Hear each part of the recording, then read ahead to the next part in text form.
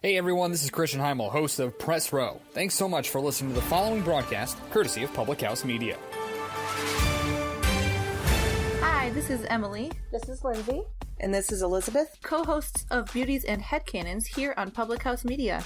Thanks for listening to the following broadcast on Public House Media. Once you are done with this episode, we hope you'll come check out our show, Beauties and Headcanons, where we talk nerdy to you about fandoms, fan fiction, and all pop culture for nerds that you can think of. A new show comes out every Friday. Don't forget to subscribe on iTunes so you never miss an episode of Beauties and Headcanons. Thanks again for checking out the following broadcast on Public House Media.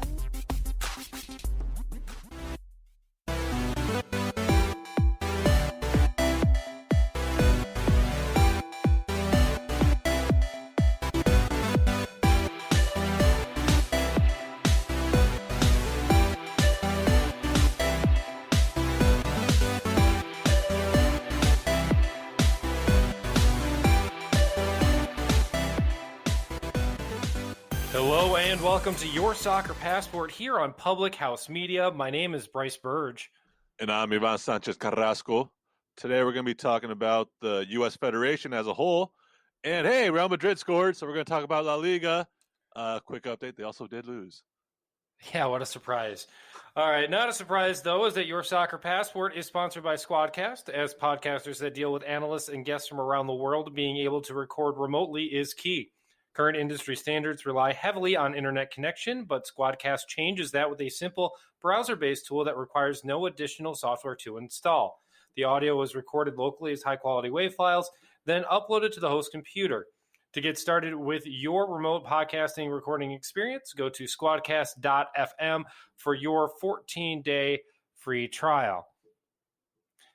The joke is officially over after just 2 episodes, unfortunately, as Real Madrid finally scored for the first time since September 22nd, but they still, as you mentioned, Yvonne, lost 2-1 to Levante. Marcelo ended the 480-minute scoreless drought just 15 minutes short of the longest stretch without a goal in the 116-year history of the club. But they still lost. So, Yvonne, what is the bigger deal? The fact that Real Madrid continues to struggle, or that they nearly, by like a third of a half of football, was able to avoid an all-time century-plus long record of shame? I think at this point, you can go through bad streaks, but so not scoring for almost that long is a really terrible streak. But I mean, the way they're playing though is just horrendous. Like Varane, who last year and at the World Cup of France might have been one of the best players in the world. Both of the goals yesterday come off of him. His lackadaisical defense in the first one, getting the Levante forward to get behind him, and then the handball on the second goal was the rightful call to call offsides.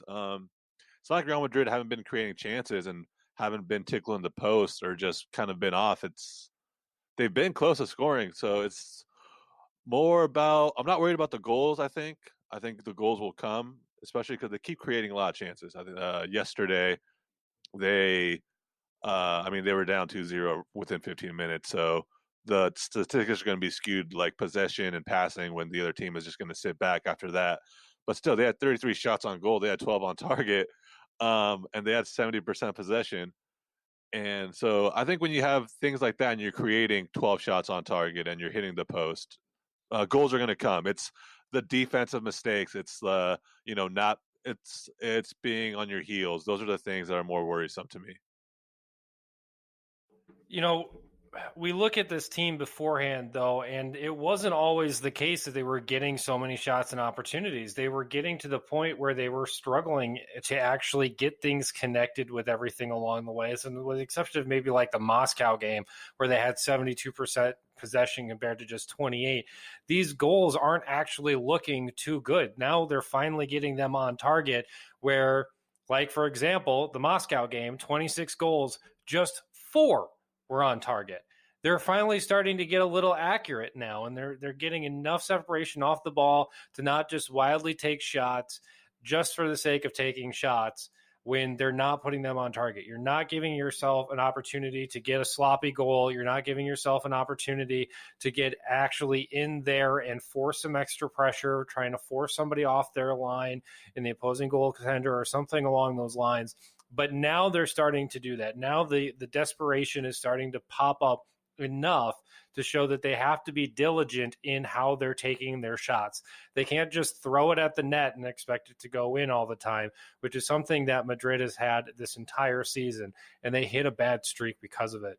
Now the question is this a sustainable model? Do they have the players there to keep this in the back of their head, or is it already too late in this La Liga season? I don't think it's late. I think in most other seasons it would be too late at this point. But considering the fact that they are currently in 7th right now, but they're only 4 points off of 1st, and everybody already has a loss. Everybody already besides Sevilla, already has more than 2 draws. So, or at least has 2 draws. It's a very compact, it's a very tight La Liga season. So because of this, it gives them a chance to kind of make up for their rough start or the bad stretch they've had. In other seasons, a team like Atletico might be off to with 8 wins already, 7 wins. At Barcelona in other seasons would probably still be undefeated or have 8 wins. But that's not the case this year. This year, everybody's in it's very tight. So I think this is giving them a chance to give them life. And they have still world-class players in Sergio Ramos. They have Luka Modric. They have Toni Kroos. They have players who've been there for 10 years, Karim Benzema. So now it's time for them to kind of step up and be leaders and kind of tell the rest of them, hey, we can still bounce back from this. This is also a team that sold probably their best attacking player in Cristiano Ronaldo, and they didn't buy anybody to make up for him. So I think that's now starting to see the effect of that when they didn't buy Kane or a Hazard or just somebody new to kind of reintegrate that attack. And you see how well Hazard's playing right now for Chelsea. So I think that's kind of where they messed up this season, not to just bring in some new blood that's kind of still in their peak to kind of make up for what Ronaldo's been lacking. Well, the thing is that you've got a team already that is still, after this massive scoreless streak, still sits tied for 4th in most goals by a club on the table. Barcelona's got 23 there at the top. Sevilla's got 20. Levante has 14. And Levante now moves up to 8th. They're right behind Real Madrid. But Real Madrid and Espanyol are still tied for 4th overall in most goals scored with 13. They're 4-2-3. There are some positives there. And the difference, that's one win that could have been a draw is the difference between 2nd and 7th right now. Or not draw, but a loss. So one game difference is 2nd to 7th. So, it is interesting that you have such a big gap in terms of the haves and have-nots in that league, but you still also have such, everybody's so close. And you made that mention beforehand. The question is that when it comes to the transfer window coming up and the future of the season, what do you expect? Zlatan Ibrahimovic has been brought up multiple times now in rumors to be brought in to Madrid to kind of help with that issue, especially with the season he's had so far with the LA Galaxy. Right now, the Galaxy are fighting hard. They are on the outside looking in, but they're still eligible for the playoffs. And whether or not Ibrahimovic wanted to stay around in LA, what has been brought up multiple times, could he go to Madrid? Could that be the player that you're looking for to fill this gap? I mean, if is that good enough? Is Zlatan good enough to fix the gap that you've got in Madrid right now after Ronaldo leaves? I think in years past he would be. It's also a quick fix kind of a thing, I guess, if you're looking at it from Zidane's or from Zlatan Ibrahimovic's point of view. And he has had a fantastic season for the Galaxy. He has dragged that bag of corpse of the rest of the players they have to almost making the playoffs. Because Giovanni Dos Santos has been horrendous, and the team in general has just been bad, and he's carried those bags of corpse to the borderline making the playoffs, which is something that should be commended. And them not making the playoffs would not be because of Zlatan. It would be besides everybody else. He's been the reason they're battling for a chance for that position. But I think at that point, if you're looking for a 35-year-old, I think that's how old Zlatan is, around that age, to be your savior, then you have bigger issues if you're a team like Real Madrid. You're Real Madrid, you're looking probably more like Kane, you're looking for Hazard, you're looking for Mbappe, Neymar, something of that nature. Getting them in January is always going to be much trickier just because everybody just kind of has more of an idea of what they already want throughout the season. So I think because of that, Real Madrid's kind of in a tough position to kind of get something in January to really help them elevate. I think they're kind of stuck to relying on the youngsters they brought in, the youngsters they have to kind of step up, to have Isco be world class, to have Bale be world class, to have Benzema be world class, to be Asensio be world class, and they were that for the first month of the season. They were playing really, really well, and they were bagging goals left and right. So now let's see if those guys can bounce back. That's kind of the next sign of how, if you're a world class player, if you're not a world class player, because every player goes through ups and downs. The great ones are able to bounce back and find that form again, and that's what these guys need to do. And I think that's kind of what's expected if you're playing at that level. And I think the same thing has to be said with players like Varane, who've now been caught napping a couple of times. Who these are your focal points on defense, who you want and need to need to be consistent, more consistent than they have been in the back line too. So let's not forget that Real Madrid's back line's have not been playing very good either. I think that the people on Madrid have started to figure that out. There was that training skirmish. I don't really know how to say. There's a giant shoving match that's being reported on today when we record, with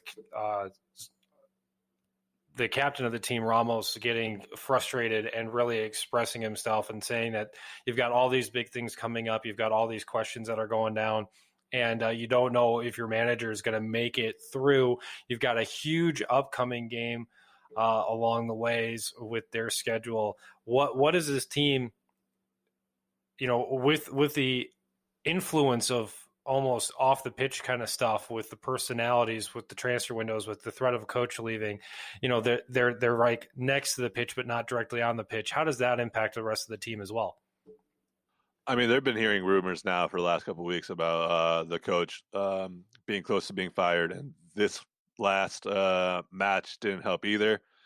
Now they got a Champions League this week. They also have a Clasico this coming weekend as well, which is now huge because if you win that, you're now a point within Barcelona. If you lose that, you're now dropping 7 points behind Barcelona.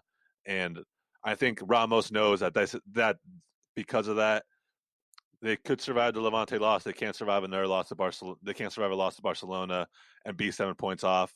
Besides everybody else who's now going to also be ahead of them too. Now it's no longer just Barcelona 7 points in front of them. There's also now Atletico who's going to get points. There's going to be Sevilla. There's going to be all these other teams who are going to be ahead of them too. So it is desperate. This week is going to be very desperate for Real Madrid's season, and I think Sergio Ramos knows that.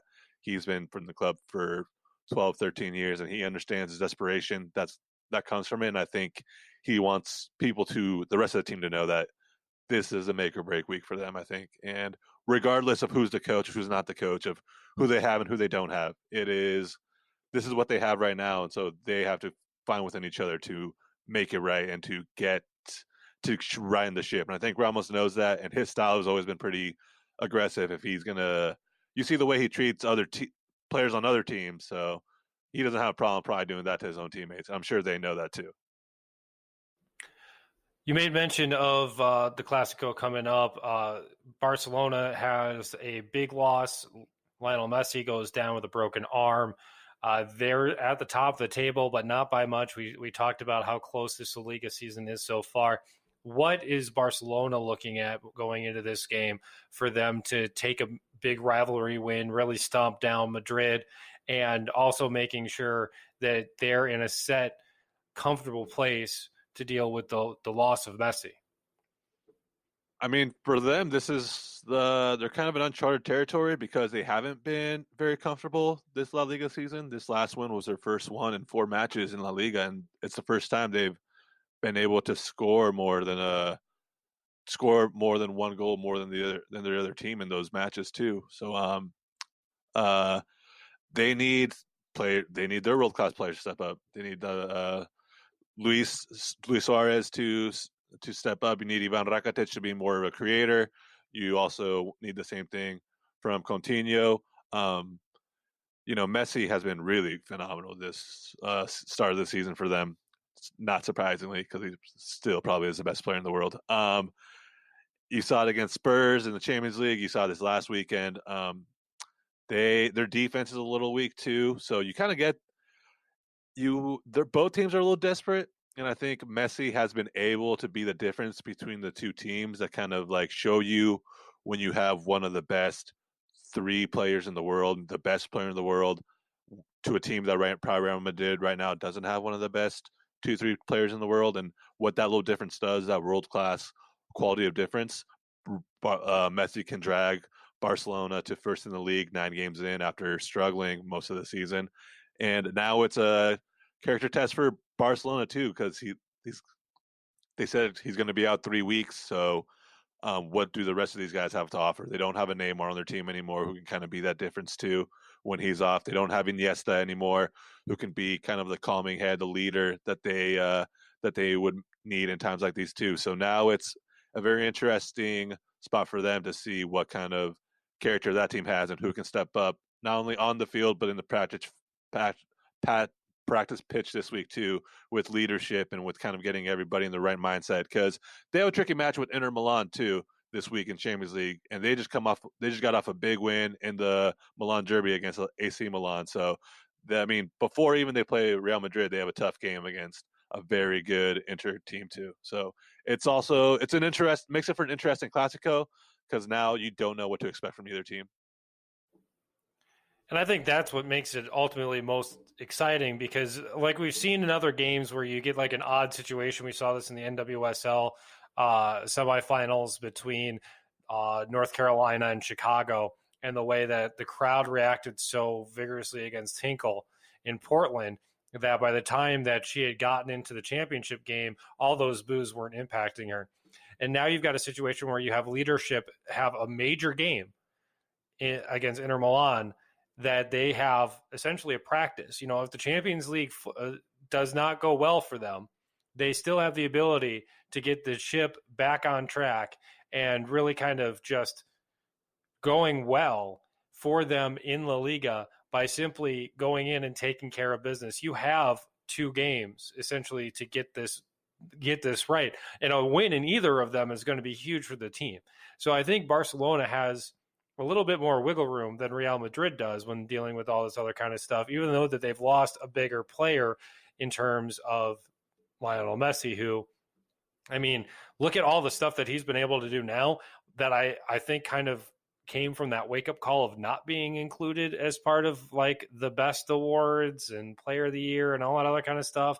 He kind of got, there's kind of a chip on his shoulder after that, because Ronaldo was there, but Messi wasn't. And those two have been paired up for a long, long time against each other. So to see that Messi was the one out there's an insult factor, and it showed in what he's done so far.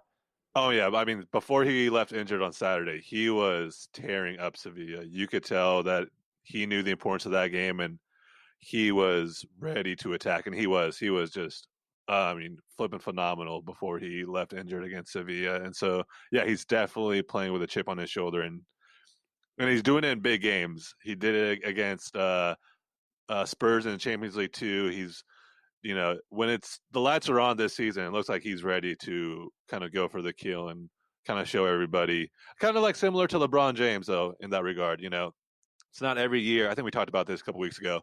It's not every year that LeBron James wins the MVP, but LeBron James has been the best player in the NBA for the last probably 10, 15 years. He's probably the second best player of all time, or the best player of all time, depending how you view basketball. So, it's kind of that similarity where it's like he's not the MVP every year, but he's probably still the best player. And I think something similar with Messi here, where he's not nominated for player of the year, but we can reel this back a little bit, because we're not a basketball show. I know I went off on a football tangent last week, but man, if we're going to start talking about who's better player, all time with the LeBron James aspect here, then I like we got to nix that. We're going to end this segment right now because we are going to bring it back domestically. We're going to talk about the U.S. Soccer Federation. U.S. is in the World Cup. U.S. Men's team isn't getting a lot of support at home, and Yvonne's got an idea that I get to play, Buzz Killington of the Newport Buzz Killingtons on because I'm going to use logic and math, and those aren't fun.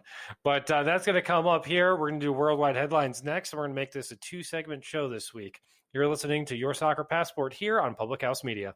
Time now for worldwide headlines here on Your Soccer Passport, a segment touching on some of the other big news from around the soccer world. The draw for the African Women's Cup of Nations has been set. Host Ghana will have Algeria, Mali, and Cameroon in their group, while Group B has Nigeria, South Africa, Zambia, and Kenya. Kenya ended up replacing Equatorial Guinea in the final 8 after they were banned from the World Cup by FIFA. The games will start on November 17th, and 3 of the teams will move on to the World Cup. The other major qualifying tournament left before the Women's World Cup is also set. In the Oceania Federation, favorites New Zealand and Papua New Guinea will be in opposing groups. New Zealand is the only nation to represent the OFC after Australia left the federation, but Papua New Guinea has finished as a runner-up for the last 3 tournaments. And in the MLS, Wayne Rooney scored twice to lead DC United into the playoffs. DC was in last place in the Eastern Conference when Rooney joined the team, but could finish as high as 3rd depending on the last game of the season. The last playoff spot in each conference is still up for grabs as the Columbus Crew has a 2-point advantage over Montreal Impact in the East, and in the West, Real Salt Lake has a 1-point advantage over the LA Galaxy in the West. Today's worldwide headlines are brought to you by the Public House Media Store Envy online shop. The best way to promote Your Soccer Passport and any other PHM shows is with t-shirts, mugs, and more, all available in the Store Envy shop. Visit publichousemedia.storeenvy.com. That's STORENVY.com. And now we'll get you back to Your Soccer Passport here on Public House Media, sponsored by Squadcast.fm.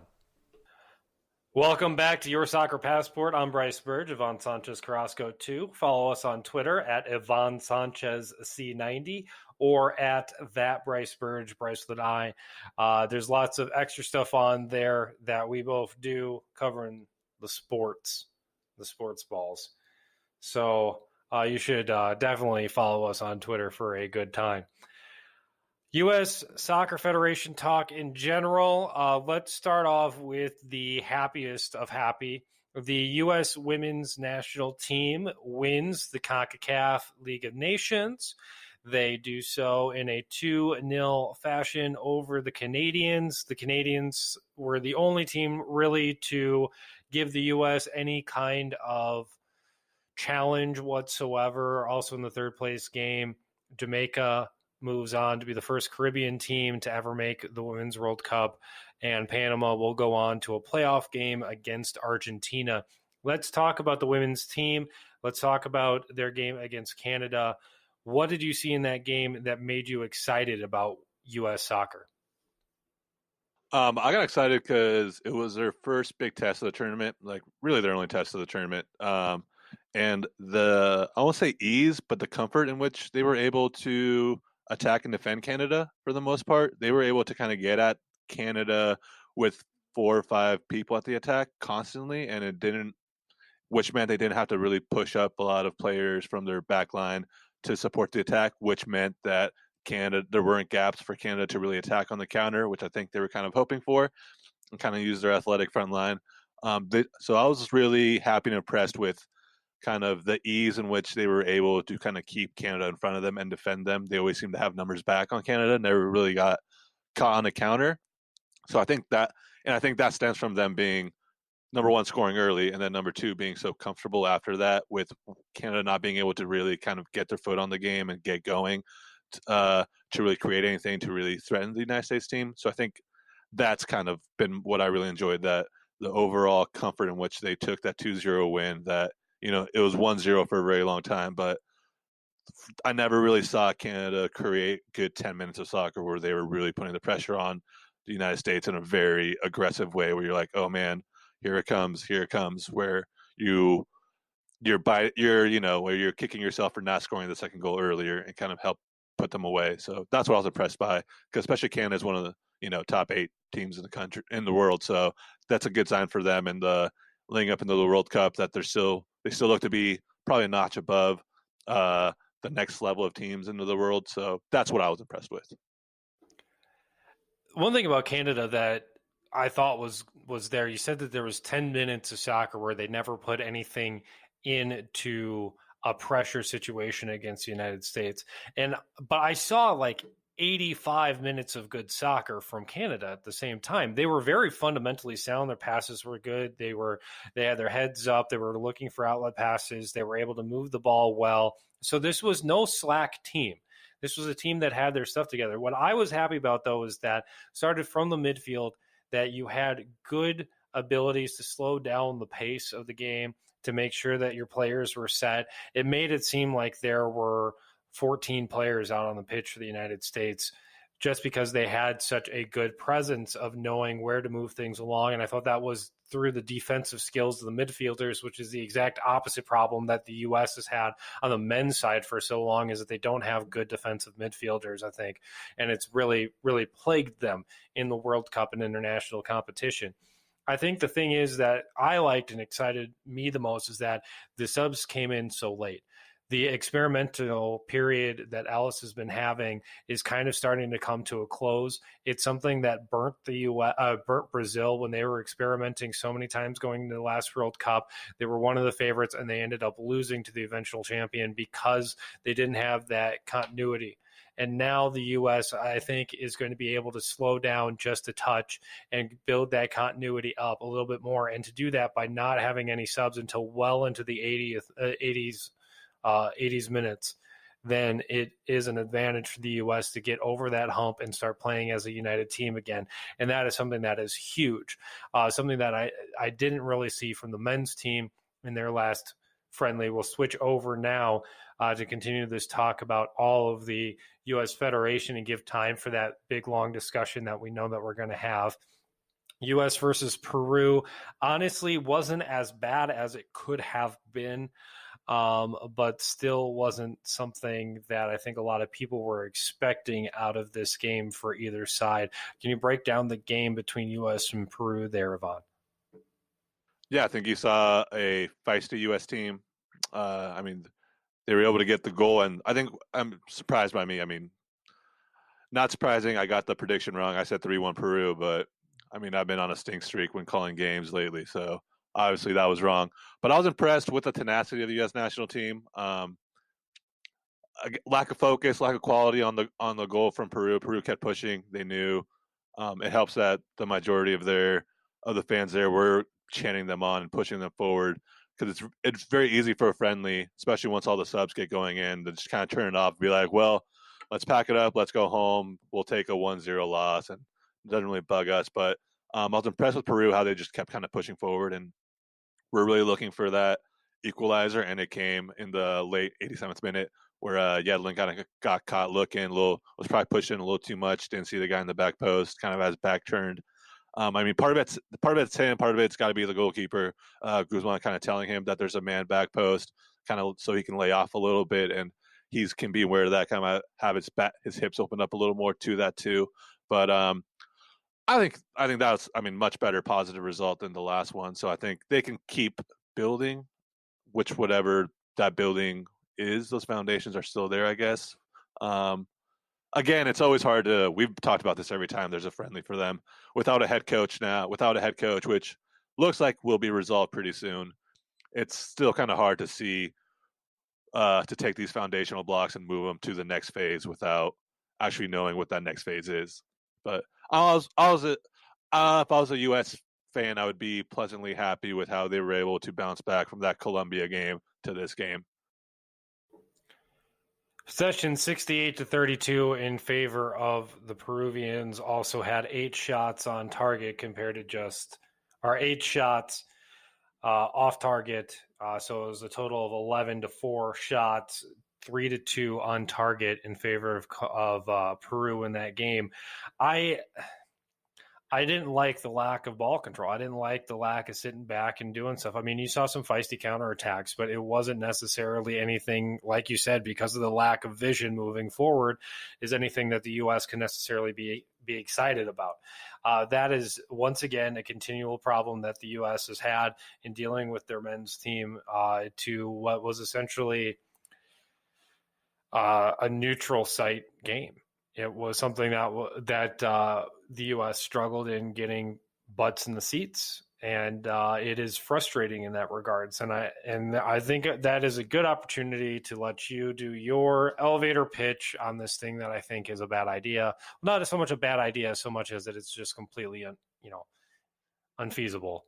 So I'm gonna let you take this away, and then I'll come in and just be a buzzkill.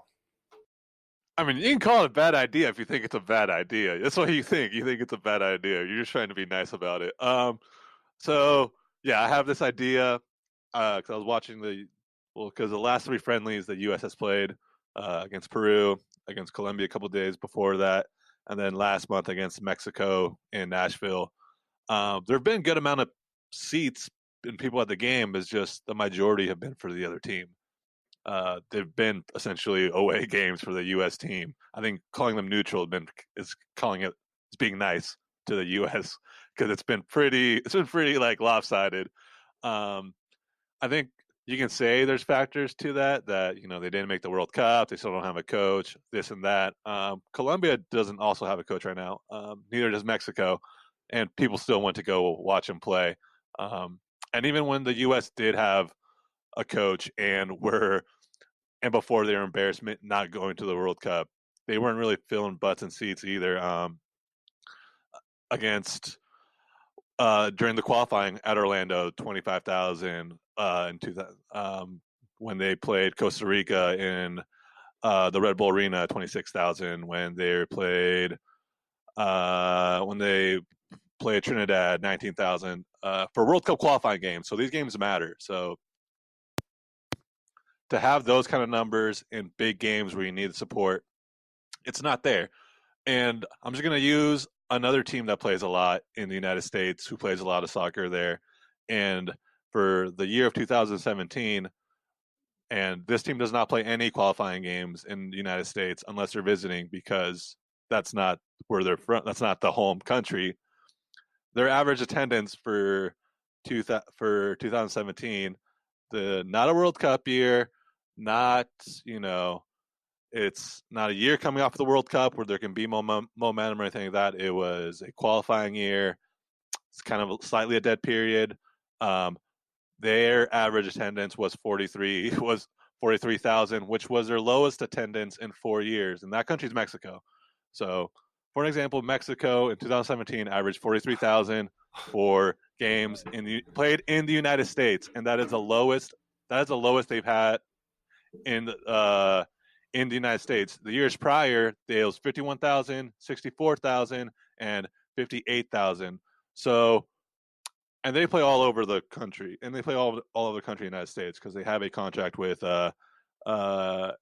United Soccer Marketing or something of that nature, and who also does the U.S. friendlies and United States games and the Gold Cup and MLS and all that money and all of that jazz. So USA is having problems getting people to the games. I say let's have one neutral site where they play all of their games and kind of start building a foundation there, a place where the Outlaws can start going, and they know that's where the game's going to be. Similarly to the women's team, you saw it in the women's games too. The stadiums were pretty empty, and maybe it's because it's in October and it's in Texas. But also, what's the Federation doing playing games in Texas in October too? That's something stupid that they shouldn't be doing either. Sorry, Federation, but it is. And so, yeah, pick a neutral location. And luckily for the U.S. Federation, I have picked a few to help them. Okay, and the women and the men don't have to have the same one. It would be cool if they did, but they don't have to. But here are some options. Selfishly, Providence Park. It's in Portland. It's getting expanded. They sell out every game. It's a soccer-specific stadium. You get about 20,000, but it's going to be sold out. those are the pros. Pros, it's a fantastic environment. Con, it's on turf, and they're not going to want to do turf. Okay, so we can wipe that out. But my next idea, and right off the bat, we're not going to Texas. Just telling everybody that right now. I know U.S. Soccer has their Hall of Fame there, and they really like pushing going to that Dallas, Fort Worth, Fresco, Texas area. But have you ever been to that Fresco Stadium? It's in the middle of nowhere. Nobody ever goes there. It's never full. So I don't know why they keep doing that, like with the women's. But okay, yeah, go. Okay, all right. There's so many things with this that is just absurd. It's like I was laughing while you were talking, and now there's going to be a lot of like, hey there, buddy moments that you're going to give me about responding to this. So let's have a couple of necessary counterpoints to what you've just said. One is that you gave the worst example ever, because if you're talking about an influx of people from another country that live a lot in the United States, whether they're legal immigrants, illegal immigrants, or here on work visas, Mexico's it. Or they come through Mexico because they're a neighboring countries. There's still more Americans than Mexicans in the United States that care about soccer. No, I mean, well, that's the issue. Is that one of the things of why we have so many people that start to care about soccer is because we're celebrating the mixing pot that is the United States. Like I'm really dangerous to sounding like a racist person here. So like I'm not trying to get to that point. But when you talk about influences, we don't have a national stadium for baseball either. We don't have a national stadium for football or basketball or hockey. And hockey, the closest thing we got is Lake Placid, where the Miracle on Ice happened. And coming from a rink in the middle of nowhere Upper Peninsula that won the Kraft Hockeyville USA title and eliminated Lake Placid to win that, national arenas don't mean anything. So... Well, in soccer, they do. In soccer, they do. Okay, all right. Well, let's bring this back a little bit to soccer then. All right, so the United States example of not caring about this in terms of sport is there.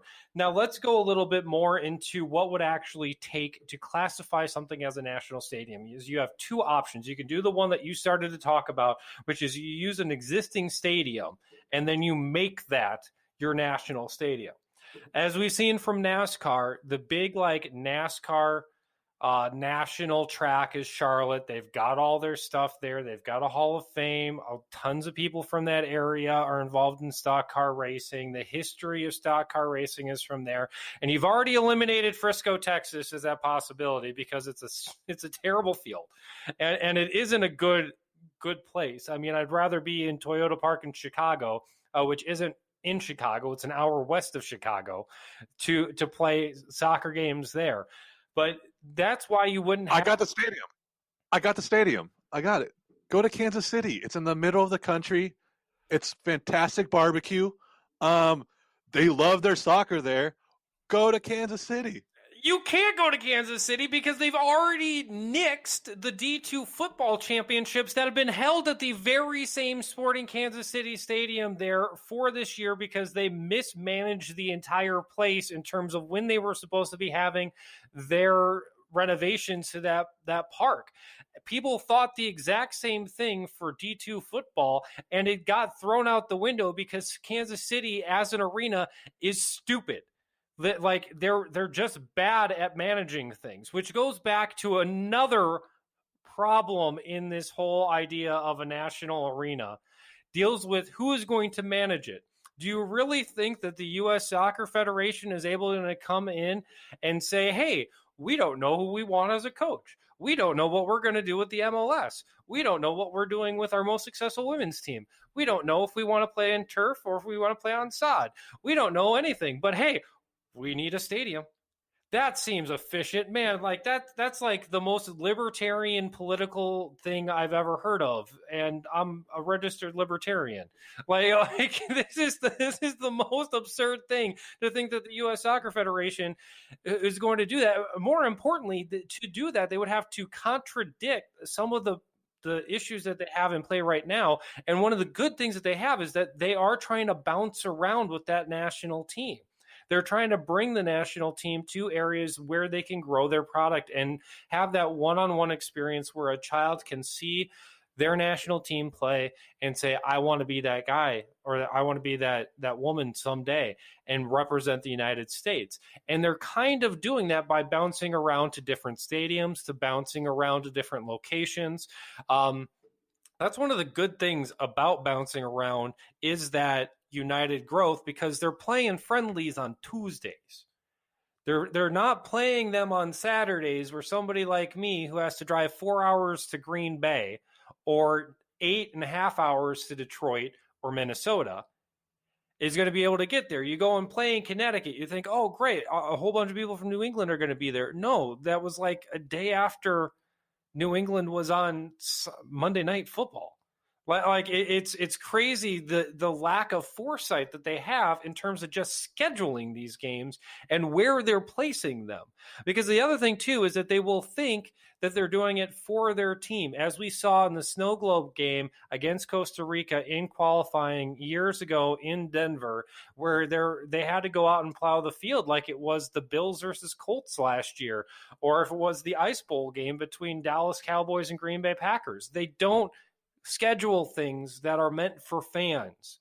They're meant for people to connect on a local level, and they're willing to sacrifice the rest of the country to have that one-off experience in the hopes that it's going to play off for them well in the future. So all those things are going to be a problem there. And I have way more to go to, but again, I've gone on a rant. You've gone on a rant. We should probably start making this a little bit more directive here. So go ahead. Hey, trust me, I do not think the U.S. Federation could pull this off. They have shown nothing for me to think that they have the brains or the ability to have a plan for this. I think it's just something I've thought about. It's been 5 days for me, so sorry I haven't layered out everything of it. But I mean, I feel I've gone farther than the U.S. Federation could take it at this point.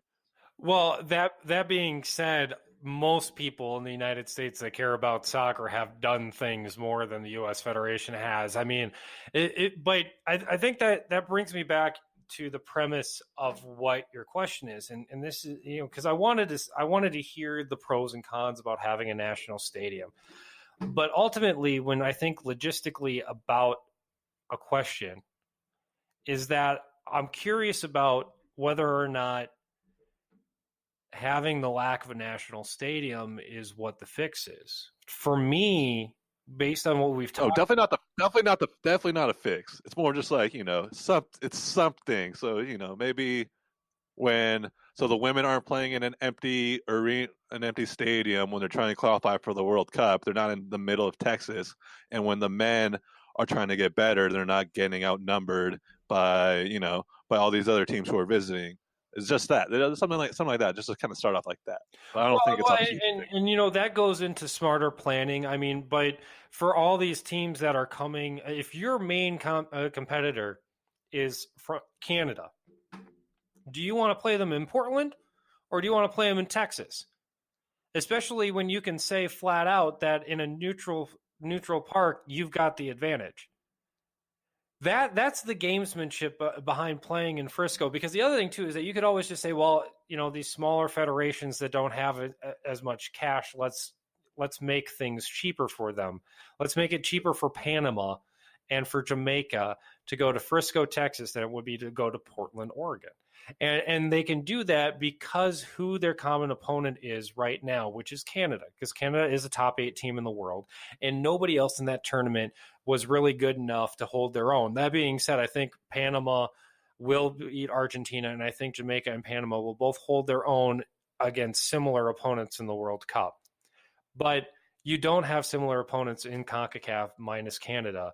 And so you're going to play in a spot where you're going to inconvenience Canada as much as you possibly can. The problem is with that now is that you don't necessarily have the ability to connect your team based on how it's ran as an organization to its fans. Going back to D2 football, I watched Grand Valley State and Ferris State a couple weeks ago, number 2 versus number 3 in the U.S. at that level. It's a televised game. All Grand Valley's games are televised.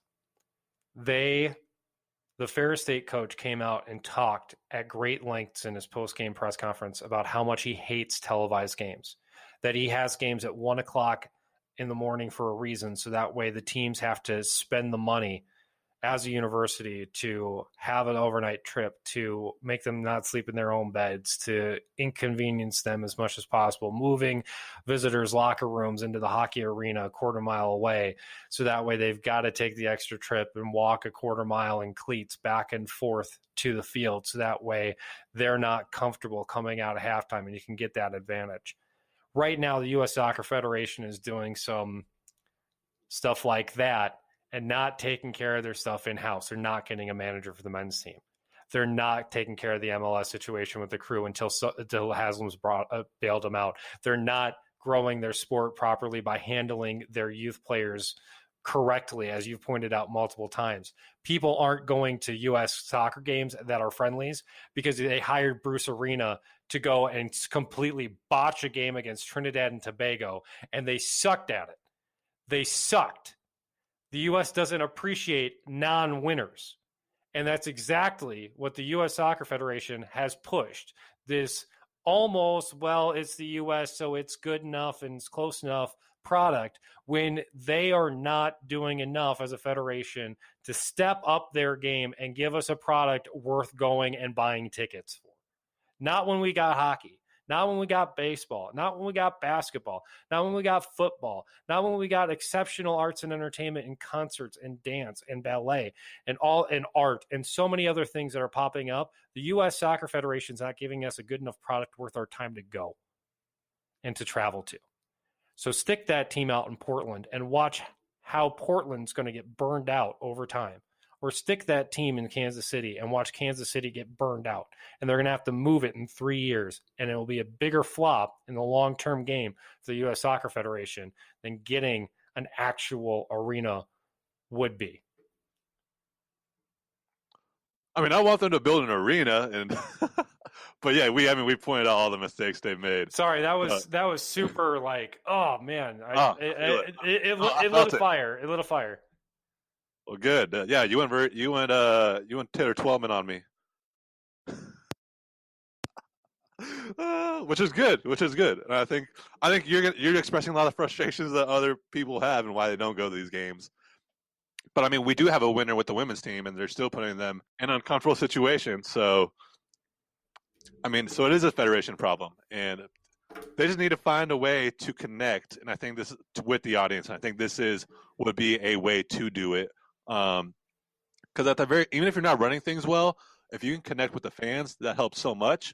For example, the Mexican Federation, I wouldn't trust them to walk my grandma across the street, but they are very good at hiding the BS to make people show up to these games, even though I don't trust them at all. And maybe the U.S. just needs to do a little something like that. Yeah, they just need to find a way to connect to the audience, so when they are messing up, it is not this humongous backlash too, where they can still walk your grandma across the street even though they shouldn't. But ultimately, I think there needs to be a lot more transparency on how these bids are won, and that's something that is a factor. Oh, I think it's the exact opposite per se of what you're actually suggesting with how Mexico does it compares to how the U.S. goes. But the journalist in me says transparency is always the key. Shine a light, but. When dealing with this, how did it end up in Frisco in the first place? When did they put in a bid? How do we see how they put in a bid? If we wanted to put in a bid for some random spot, like let's say we wanted to put this in, I'm looking at a map, Enid, Oklahoma. Or like my hometown right now is putting in a soccer stadium. Right now it's going to seat 200 people. Let's put in a bid. Let's compare the bids. But we're not seeing that. We're not seeing why a bid is preferred over another. We're not seeing the scheduling aspects, and we're not seeing how it fits in with everything else. There's a bravado and an arrogance that the U.S. Soccer Federation has that they do not deserve. I'll tell you what, that 200-seat stadium would have fit everybody who was at that Canada-USA final, and that would have been a better atmosphere. You know what? We're 3 hours from Sault Ste. Marie. I would have loved to see that game on the American side of Sault Ste. Marie. I would have drove the 3 hours. I would fly from from where I'm at. I went and saw the indoor team when the indoor team played in Muskegon against Canada. I traveled down and went to a spot in Michigan where the indoor team played an international friendly. But again, the U.S. is a large country. All of Mexico can fit in essentially east of the Mississippi River. You're losing a lot of people. You have time zone issues. Is every game stuck out in Portland and you got a 7:00 start time on the Pacific Coast? That's 11 o'clock. That's 11 o'clock start time on the east side. 10. It's 10. It's 10. It's okay. 10. Yeah, 10. You East Coast elites. Sorry, forgetting about us West Coasters. It's 11 Newfoundland time. So like for U.S. Canada, so like Newfoundland would have a problem. So it's not East Coast elites. It's just like, how is that beneficial to kids? How is that beneficial to all fans? How is that beneficial to people like me who work midnight shifts? I wouldn't be able to see that game. It's something that I struggle with all the time because I watch the CFL and I don't get to watch my Stampeders play a lot because they're on way too late and I'm at work. So like there are impacts there of how this moves along for all people. And putting them centrally in Kansas City would make sense. The Little League World Series did that with Omaha.